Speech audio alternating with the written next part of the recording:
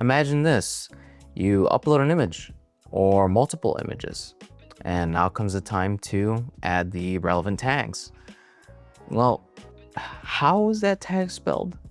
Or what are the names of the actual relevant tags?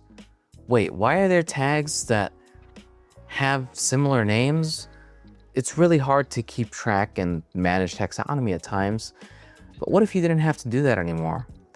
What if you could automate that and send that work off to some model of your choice? You can do that with FlowMotion.